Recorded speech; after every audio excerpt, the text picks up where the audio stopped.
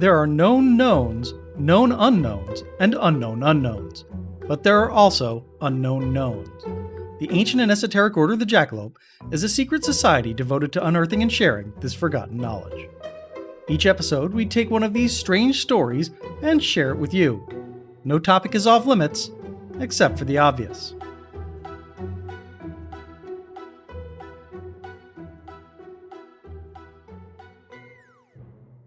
Hey there, initiates, and happy Easter Monday. Or, if you're an Orthodox Christian, happy Monday before Easter. Or if you're a Jehovah's Witness, happy day that's no different than any other day of the year. Or if you're not Christian at all, happy first Monday after the first Sunday after the first full moon on or after the spring equinox for some reason. If you're wondering why I'm nattering on about Easter, well, today we've got an episode about a little-known guy named Jesus Christ. But before that, let's hear a promo from one of our fellow That's Not Canon podcasters. Where's that bag of tapes? So, what are you going to listen to now? You could browse endless podcast lists and take a shot. You could ask your mates and wait for no one to reply. Or you could listen to us, your friendly castologists, the professional pickers of all things podcast. Zane, Nick and Liz listen to all the things, so you don't have to, and find the best podcast that should be on your radar. Every Monday we're coming at you with 3 hand-picked podcast recommendations. Then we review each other's selections so you know what's really good. Will we always agree with each other's picks? Yeah, probably not. But hey, you're clever. You know how that's how reviews work. You got this. That's Not Canon Productions podcast. That's a great show, and I suspect a lot of you already know that since about half of you followed us here from there. Anyways, let's get into it. The Best Exotic Marigold Gospel, presented by number 13. There have probably been more words written about Jesus of Nazareth than any other person in history, and for all that, only the smallest part of his life has been documented. The Gospels of John and Mark start with 30-year-old Jesus being baptized by his cousin John the Baptist. The Gospel of Matthew starts with Jesus' birth and the flight to Egypt, then skips ahead 29 years to the baptism. The Gospel of Luke goes into a little more detail with a full-blown nativity story, an anecdote from Jesus' bris, tween Jesus debating rabbis in the temple, and then skipping ahead a mere 18 years to Jesus' baptism. So there's a fairly large gap in Jesus' life story. At least Luke seems pretty sure that nothing terribly interesting happened during this period. Then he went back with his parents to Nazareth, and continued to be under their authority. His mother treasured up all these things in her heart. As Jesus grew, he advanced in wisdom and in favor with God and men. Luke is only one of 4 evangelists, though. John left future writers a bit of wiggle room. There is much else that Jesus did. If it were all to be recorded in detail, I suppose the world could not hold the books that would be written. If John were writing today, he could easily replace would with were. As anyone who's ever watched a fandom develop on the internet can tell you, people hate blank spots and will fill them in with all sorts of crazy stories. That's just as true for Jesus as it is for the Winchester brothers and the Crystal Gems. It should not surprise you to realize that our ancestors had a lot of ideas about what Jesus was doing during those missing years. They didn't have AO3 in olden times, so Jesus fanfiction took the form of alternative gospels. These are less sober reflections about how the Son of Man developed his philosophy, and more, the adventures of Jesus when he was a boy! Which is to say, a lot like the adventures he had as an adult, except that he was living at home with his parents, his girlfriend was still MM, but a different one with red hair, and he was best friends with Judas Iscariot until the terrible lab accident that made Judas lose his hair and turn evil. I'm joking, but then again, I'm not. These apocryphal gospels are chock full of bad history, off-kilter theology, dragons, and Jesus casting spells like a 20th level magic user. They're buck wild, and if you're interested, you should check out a couple episodes of Apocrypals to learn more. Centuries after Jesus' death, we are still driven to complete his biography, though attempts by modern theologians and scholars tend to be a bit more grounded and realistic. For instance, post-baptism Jesus has some very complex ideas for someone who's just had a spiritual awakening, so it has been hypothesized that he spent some time studying theology with the Pharisees, Sadducees, or Essenes. It's still only a guess, but it's an educated guess. Of course, there's still plenty of wild speculation. In the 19th century, it was widely believed that Jesus had traveled to India to study religion. This flowed directly from several contemporary trends, a secular re-examination of the Bible driven by the rediscovery of Gnostic texts, a universalist desire to create a shared lineage for all cultures and religions, and an Orientalist obsession with India as the cradle of civilization. It should not surprise you to learn that there's absolutely no evidence for this idea, and why would it? We barely have evidence that Jesus himself existed outside of the Bible and the writings of Josephus. That didn't stop proponents of the Jesus in India theory from grasping for straws. They claimed that Jesus' lifestyle was like that of a Hindu ascetic. They noted doctrinal similarities between Christianity and Buddhism, and structural similarities between Roman Catholicism and Tibetan Buddhism. They advanced spurious etymologies showing that the Hebrew Messiah has the same linguistic roots as the Sanskrit Maitreya. They rooted out vague references to Jesus in historical texts, and they pointed to Asian folk tales about Jesus as proof that he had traveled there. These are pretty weak, even as straws go. Jesus' nomadic lifestyle does resemble that of a Hindu ascetic, but it clearly has roots in the tradition of nomadic Jewish prophets and judges. Any doctrinal similarities between Christianity and Buddhism are insignificant, the sort of basic moral instruction common to religions that emphasize the spiritual over the material. Catholicism and Tibetan Buddhism have superficial similarities, but their differences are so pronounced that the Jesuits once assumed that lamaseries had been created by Satan as a dark parody of the Catholic Church. European etymologies of non-European languages are often fanciful at best.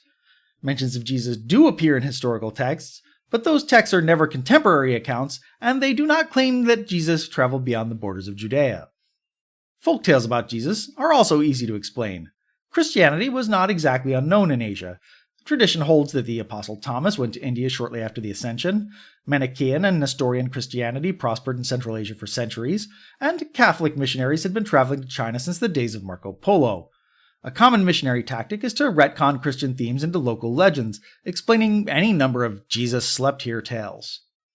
If the idea that Jesus had studied in India was ever going to move from the fringe to the mainstream, its proponents would have to find much stronger evidence. Or, make some up? Nikolai Alexandrovich Notovich was born on August 13, 1858. He was Jewish by birth, though his family converted to the Russian Orthodox faith when he was a fairly young child. Not because they were religious, mind you. They were a cosmopolitan middle-class family, and they really just wanted to opt out of pogroms and persecution. As a young man, Notovich studied at the University of St. Petersburg, and then moved to Paris to work as a journalist. After the Russo-Turkish War of 1877-1878, Notovich took a job as a foreign correspondent for the newspaper Novoye Vremya. He spent most of the 1880s tramping across the Near East and Central Asia, reporting on the political situation in the Ottoman Empire, Afghanistan, and India. In October 1887, those travels took Notovich to Ladakh, a region in the foothills of the western Himalayas that is sometimes called Little Tibet. While visiting the city of Kargil, he made a detour to the nearby Molbek Monastery to interview the Lama. Apparently, Notovich was a fearless conversationalist because he dove right into one of the topics you're not supposed to raise in polite conversation: religion. The Lama had nothing nice to say about Muslims, but he was fine with Christians because Buddhism and Christianity were the same religion after all. I confused Notovich, and he asked the Lama what he meant. The Lama explained that hundreds of years ago the Buddha had incarnated himself as Issa, the best of the sons of men, who had studied Buddhism in Tibet and traveled to the West to teach the sutras, only to be tortured and killed by those who feared him. Notovich was still confused, so the Lama made it easy for him. Jesus. He was talking about Jesus. That got Notovich's attention. He asked if the Lama had any proof for this incredible claim. Alas, no. The Gampas in Lhasa had thousands upon thousands of scrolls devoted to the life and teachings of Issa, but there were only a few such scrolls outside Tibet. Molbek was not one of the Gampas so honored. Notovich became obsessed with the Lama's story.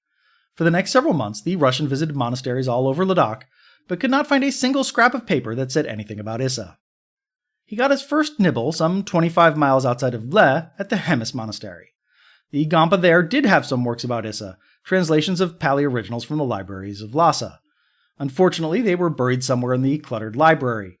The Lama promised he would search for them, but it was pretty clear that he wasn't going to make it his top priority.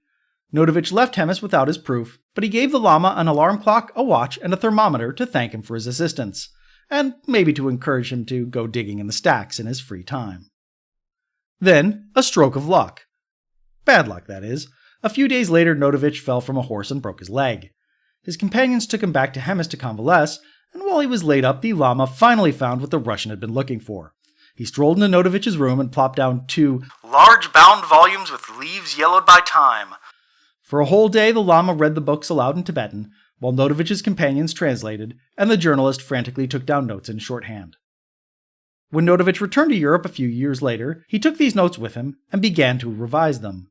He edited them down for brevity, rearranged them into chronological order, and formatted them into a traditional biblical chapter and verse format. He was excited. This, he thought, was a discovery that would rock the world. Or maybe not. In Ukraine, Notovich showed his manuscript to Metropolitan Platon of Kiev. The Metropolitan agreed that Notovich had made an important discovery, but told him the church and government censors would make sure it was never published. In Rome, several cardinals told Notovich his discovery was insignificant and unbelievable, and if he published it, he would make many powerful enemies. Then they changed tactics and offered to generously recompense him if he turned over his notes and forgot about Issa. Notovich refused. Then Notovich brought his work to biblical scholar Ernest Renan, who had published a controversial biography of Jesus in the 1860s. Renan was intrigued, offered to present Notovich's findings to the French Academy, and then died before he could make good on that promise. It took a few years, but eventually Notovich found a publisher.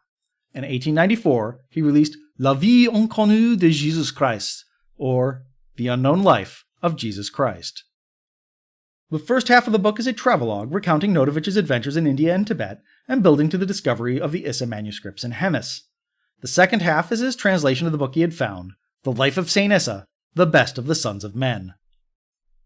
The book claims to be an account written by merchants freshly returned from Palestine. They had witnessed the crucifixion, recognized Jesus as the prophet they had known as Issa, and decided to write down his story. Issa is a precocious child, born in Israel, who is wise and charismatic from birth. By the time he's a tween, he is already being hailed as the Messiah and attracting disciples. But when his parents try to marry him off to the daughter of a rich merchant, he flees Israel and hitches a ride on a caravan heading east.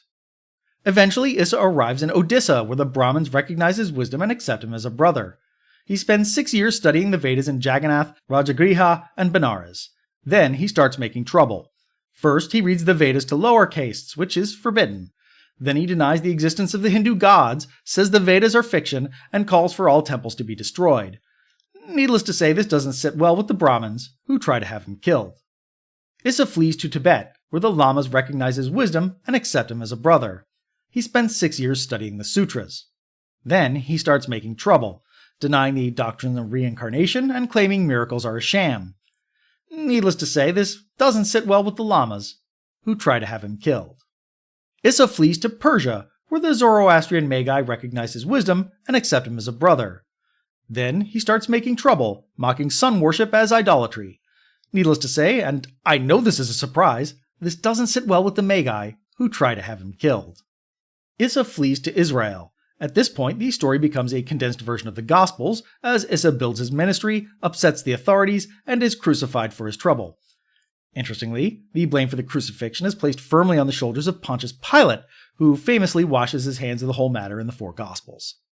The end. People loved it. The book was a huge success, going through 8 printings in its first year. It even became an international bestseller, topping the charts in 5 different countries. At one point, 3 different translations were simultaneously vying for attention in American bookshops. You know who didn't like it? Theologians, and they brought up some really good points. The Life of Saint Issa claims to have been written only a few years after the crucifixion. That would make it the earliest known Christian literature, decades older than the Pauline epistles and the Gospel of Mark. There's a problem with that. The end of the story features Issa's apostles leaving Israel to spread the good news, which would have still been a few years in the future. The story also seems to be influenced by the other Gospels, which had yet to be written. Those aren't the only anachronisms. Issa studies at temples and holy sites that wouldn't exist for centuries. He explicitly denies the Trimurti, a Trinitarian union of Brahma the Creator, Vishnu the Preserver, and Shiva the Destroyer, even though that doctrine had yet to be formulated. The unknown writer also has some weird ideas about religion. Jains worship the wrong god. Brahmins seem fine with teaching the Vedas to an outcast foreigner. Buddhists are inaccurately presented as monotheists. Even the Christianity is strangely unchristian, reduced to a faith of mealy-mouthed, middle-of-the-road platitudes. There are no miracles in the book, no virgin birth, no wedding feast at Cana, no faith healing or exorcisms, no raising of Lazarus, no resurrection. Issa even decries belief in miracles as something that destroys the innate simplicity of man and his childlike purity. And finally, There's the simple fact that the text of the life of Saint Issa doesn't support the central hypothesis of the unknown life, that Christianity and Buddhism have a common source. While Issa does study Buddhism, he explicitly rejects its core tenets and does not incorporate any of its teachings into his preaching, which raises the question of why exactly Buddhists would have bothered to preserve it in the first place. Frankly, the book seems less like a genuine text about early Christianity, and more like the ramblings of an agnostic 19th century dilettante with only a superficial knowledge of the things he was writing about. Someone who'd written down what little he remembered of the Gospels from Sunday school, and then gone through the text to remove Judeo-Christian concepts like God, and replace them with quasi-Orientalist terms like the eternal being. Someone suspiciously similar to Nikolai Notovich. Admittedly, there could be perfectly innocent explanations for all of this. Anachronisms could have snuck in over the centuries as the book was copied and recopied. Other eccentricities in the text could be the result of a centuries-long game of telephone, as the book had started out in Pali and progressed through 4 or 5 different languages before finally seeing print in French. Fortunately, there was a simple way to check. All someone had to do was go to the Hemis monastery, find the book, and compare it to Notovich's published version. Easy peasy. I think you know where this is going. In early 1894, the year The Unknown Life was published, an English tourist decided to travel to Hemis to see the original book for herself. The confused monks had no idea what she was talking about. They had no idea who Issa was, they certainly didn't have any books about him, and no Russian had ever visited there. In October of that year, she was followed by Anglican missionary Ahmad Shah. The monks had the exact same response. They even let Shah into the Gompa to look around, where he noticed that the library was filled with scrolls and not bound books like the ones Notovich claimed to have seen. In May 1895, Professor J. Archibald Douglas made another attempt to find the original source. He got the exact same response. Notovich had never been there. He had not given gifts to the Lama, who did not even know what a thermometer was. He had not been allowed to copy any books, which didn't matter anyways because the book he supposedly copied didn't exist. The only reason they knew about Issa at all was because curiosity seekers kept asking about him. 2 decades later, in 1914, Italian explorer Filippo de Filippi visited Hemis. There was only one small change to the story he got. The Lamas did say they'd heard of Issa and could share a few tales, but those tales had clearly been lifted directly from the unknown life. Maybe they were all barking up the wrong tree. There were supposedly thousands of scrolls about Issa somewhere in Lhasa, so why not search there instead? In 1927, the Reverend Gurgen Tharkan did just that, and could not find a single scrap of paper about Issa. In 1953, a group of Bengali Christians and Moravian missionaries conducted an exhaustive search and also found nothing. A third search in 1980 by filmmakers Richard and Janet Bach also turned up nothing, and they even got an on-the-record statement from the Dalai Lama that the writings had never existed. When the writings failed to materialize, debunkers turned the spotlight back on Notovich, and they did not like what they found. Large portions of his travelogue were plagiarized from other sources. Many of the little details about the places he visited were wrong, like location and distance and which temples belonged to which sect. He said he had visited a Gompa that had been burned down. He claimed to have seen festivals that weren't held in the years he was traveling. His translator, described as a simple Kashmiri shikari, seemed improbably able to translate some pretty abstract philosophical ideas.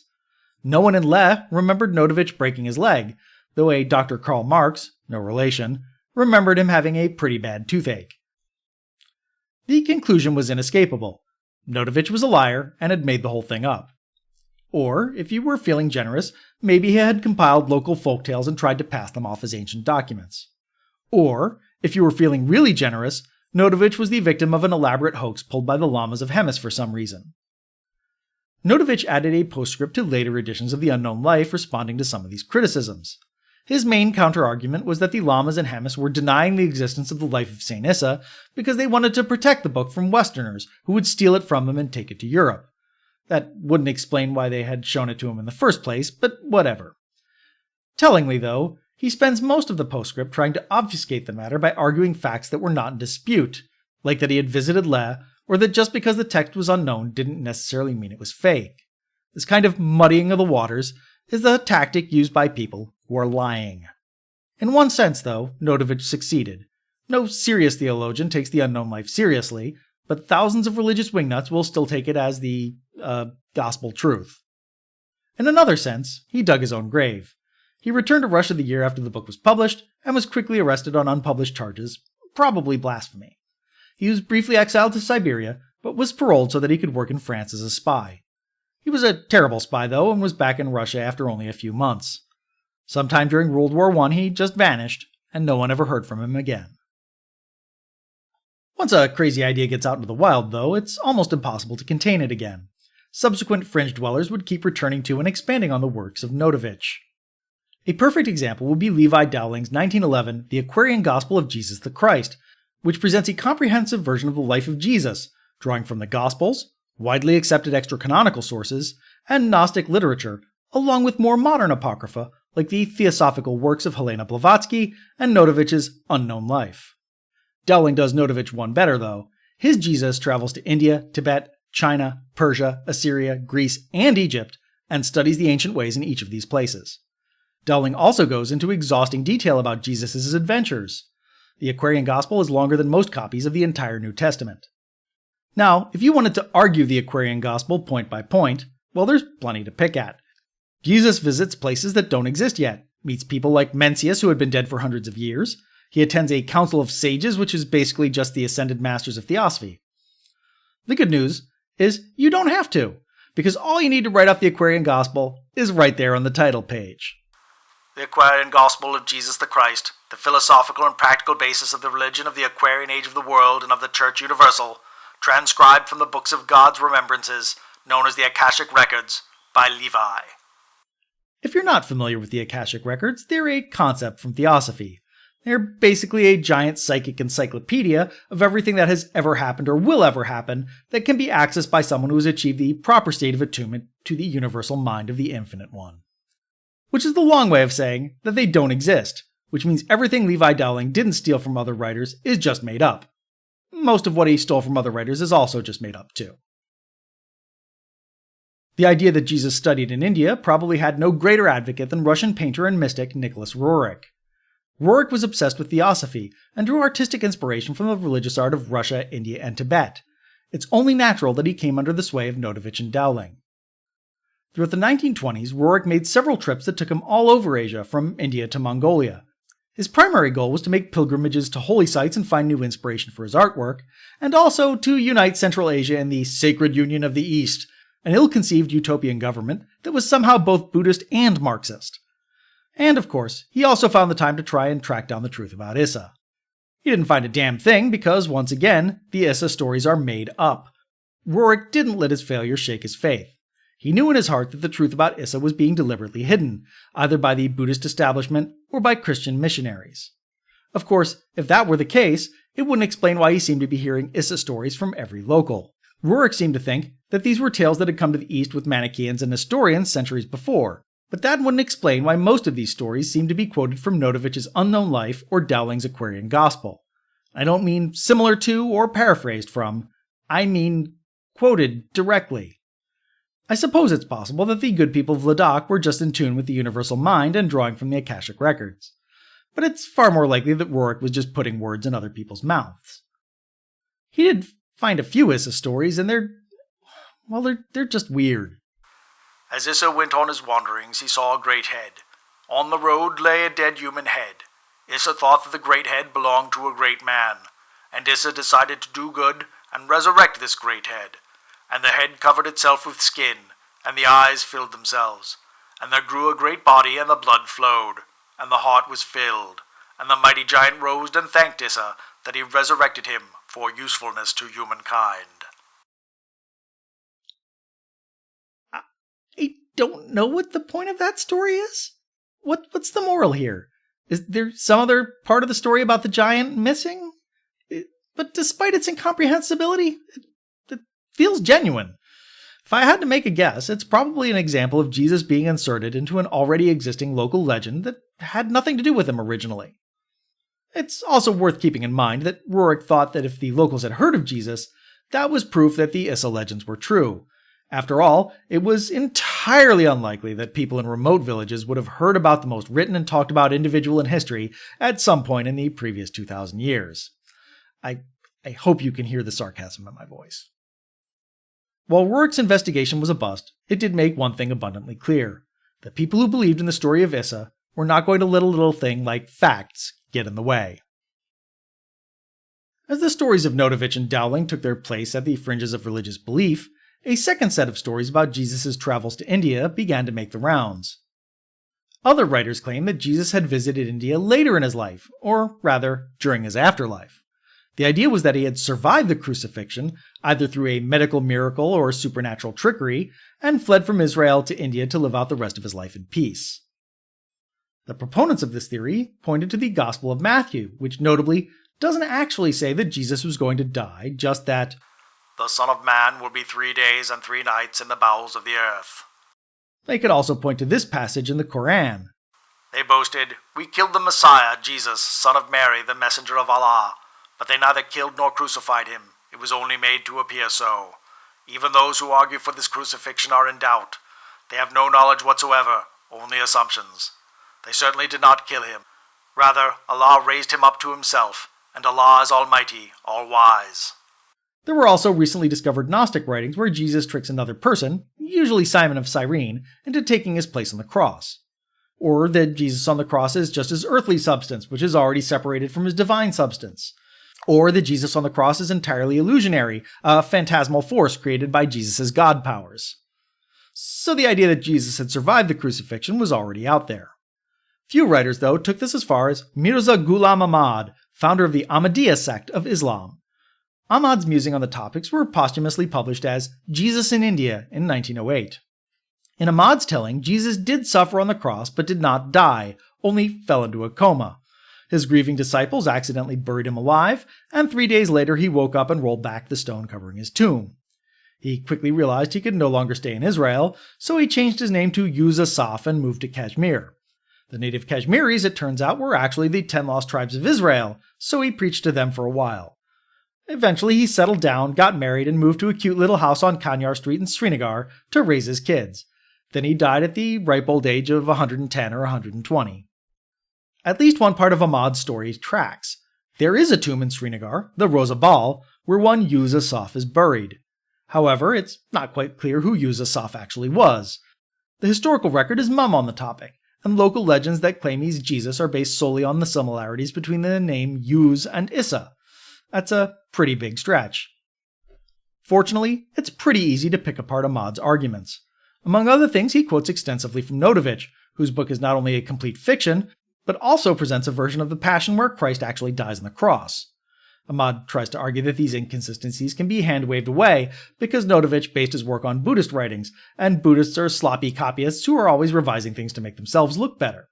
You can't have it both ways. Either these books are accurate, or they're not. And they're definitely not. Of course, just because there's no proof doesn't mean that people won't believe it. That's the entire basis of faith, after all. One group that keeps repeating the Jesus in India lie is Hindu Swamis. Over the years, the story has been revived by Swami Abhedananda of the Ramakrishna Vedanta Math, Paramahansa Yogananda of the Self-Realization Fellowship, Swami Sivananda of the Divine Life Society, and Satya Sai Baba of the Satya Sai organization. What these Swamis have in common is that they all made serious attempts to reach Western audiences. Unfortunately, Western audiences are almost completely ignorant of Indian culture, but they do know Jesus. So if you can somehow start with Jesus and then move from him to Hinduism, well, you've got a convert. To cement the idea that Jesus was deeply tied to Hinduism, the Swamis swiped the basic structure of Notovich's unknown life. That there was a secret text hidden in a Tibetan monastery that few had seen, revealing that Jesus had actually studied in India before becoming a prophet. They had to excise all the bits where Jesus calls Hinduism a false religion and gets chased out of Dodge, of course, along with the bits where he goes and studies with other religions. Then, to deepen Jesus' ties to India, they welded on Ahmad's Jesus in India story that he had survived the crucifixion and retired to Kashmir. I'm not entirely sure why they thought this was necessary. By the 20th century, comparative religion was a whole thing. They could have just talked about Jesus and then segued into how his ideas were both similar and different from those of Hinduism. There's no need to insert a fake story into the equation, but they did. As usual, none of them were able to produce the original documents because they just don't exist. Maybe that was part of the appeal, that by hearing the stories their students were being led into a secret so dangerous, it couldn't be written down. Over time, the New Age movement took the Hindu philosophies that had been faddish in the 1960s and incorporated them into its weird pseudo-sacred melange of religious practices severed from their original contexts and meanings. The Issa myths came along with the ride and saw a brief resurgence of popularity in the late 1970s.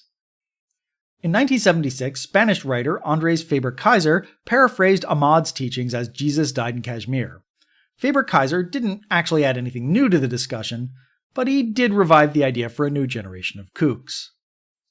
One of those new kooks was German writer Holger Kirsten. Kirsten, like many others before him, was captivated by Notovich's unknown life and decided to travel to India and Pakistan to see if he could find the Hemis manuscript and discover the real truth for himself.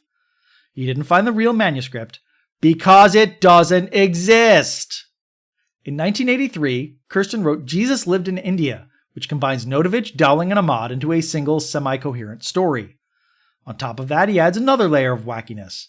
You see, Kirsten seems to think Kashmir is the Holy Land, which he based on a couple of similar-sounding place names. So the majority of the action in the Gospels actually took place in Kashmir, only to be moved to Israel by later historians who found that inconvenient. Never mind thousands of years of history and archaeology. Kirsten's major accomplishments are twofold. First, he summarized the writings of every theologian, historian, and scholar who addressed the Issa myth, and then selectively quoted from them to make it seem like they were agreeing with it instead of debunking it. Second, he exhaustively listed every shred of evidence that supposedly proved the Hemis manuscript had ever existed. So let's cover some of the new counter-arguments he brought to bear. There was a certain Mrs. Hervey, who according to Kirsten first saw the manuscript in 1853, and related the tale in her book The Adventures of a Lady in Tartary, Tibet, China, and Kashmir. The only problem is that no one's been able to find a copy of that book in the last 40 years to double-check Kirsten's assertion. Kirsten also says that Lady Henrietta Sands Merrick saw the manuscript and wrote about it in her 1931 book, In the World's Attic. Except Merrick only mentioned the legends in passing, without commenting on their veracity, and never says that she'd seen the manuscript. Merrick was also American and therefore not a lady. Well, capital L lady, you know what I mean. There was music teacher Elizabeth Gittaz Kaspari, who claimed that on a 1939 trip to Hemis, the monks spontaneously approached her with a book and said it proved Jesus had lived in India. Except Kaspari couldn't read Tibetan, so she had to take them for their word. She did take a photo of the open book, but it's so out of focus that it can't be read. And finally, there's the Nathanamvali, a Hindu sutra that purportedly recounts the Issa legend. Except that as far as anyone can tell, the Nathanamvali only seems to exist in the form of the short quotation in Kirsten's book. The only mentions of the sutra on the internet are all in relation to Kirsten and the Issa myth, and no one has actually managed to locate a copy. Probably because it's a secret, you see. Kirsten's problem, of course, is that he's building his house on sand, basing his arguments on already debunked stories and just pretending that they hadn't been debunked. He doesn't have anything resembling convincing or conclusive proof, though that hasn't stopped him from milking the concept for diminishing returns and 2 more books. And that, more or less, brings us up to date. As we review what we've learned today, things don't look good. We've got one group of people who have been repeating the same baseless claims nonstop for 128 years. We've got another group of people who uncritically believe those claims just because it feels right and plays into their preconceptions. And neither group has bothered to update or adapt these claims in spite of an overwhelming mountain of contrary evidence. That's not so great. So look on the bright side. 99% of the world doesn't believe this story is true.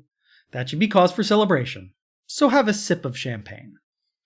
It might help you forget that the remaining 1% is loud, obnoxious, and everywhere on the internet.